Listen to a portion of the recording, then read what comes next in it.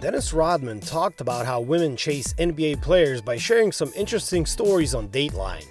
In the interview, Dateline's crew follows Rodman around the bars and nightclubs in Chicago, where women are pretty much throwing themselves at him every moment. Rodman received offers for one-night stands directly and described these women in a way that would be considered incredibly sexist today.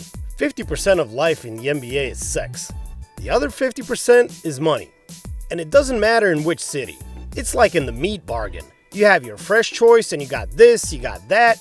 You have all kinds of cuts, Rodman said. Dennis never cared what other people think of him and what he did off the court because he knew that he would be ready to compete when it's game time. Rodman loved to socialize and be surrounded by beautiful women at all times, and they weren't shy to show him that affection. Allen Iverson, on the other hand, made sure he was the one doing the chasing, and he had a 10-man posse to help him out. Questlove, drummer and primary spokesperson for the revolutionary Philadelphia hip-hop band The Roots, shared his first-hand experiences of watching Iverson's crew go to work at NBA games. The former Sixers season ticket holder developed a friendly relationship with the answer, but every time he would bring a date to a game, Questlove had to be on guard against the NBA's biggest Mr. Steal Your Girl at the time. I, for one, am glad Chuck is gone because he can't bring no dime to my seats at the game without fear of his system being in effect, said Questlove per SB Nation. He got a squad of 10, Questlove said, describing how Iverson's crew would seek out the most beautiful women in the stands during games. 4 in nosebleed, 4 in lower, 2 on the floor.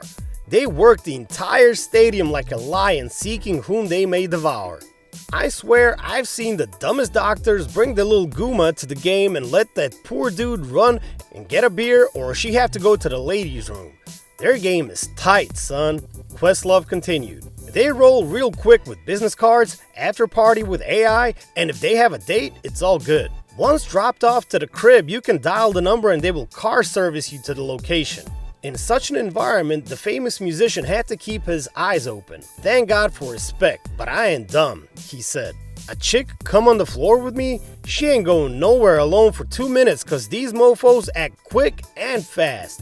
Every halftime his uncles clown me. Man, you're a lucky Chuck love your ass, cause you know we would've carted her up, right? One thing about Iverson, he was always unique and never really cared about what others thought of him. That's why Questlove's story won't come as a surprise to anyone. This might be the most Allen Iverson thing ever, and depending on who you ask, it might be the craziest AI story ever.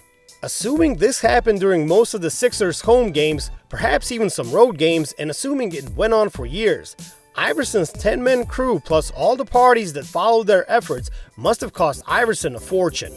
Was it worth it? Only AI and his posse know the answer to that question.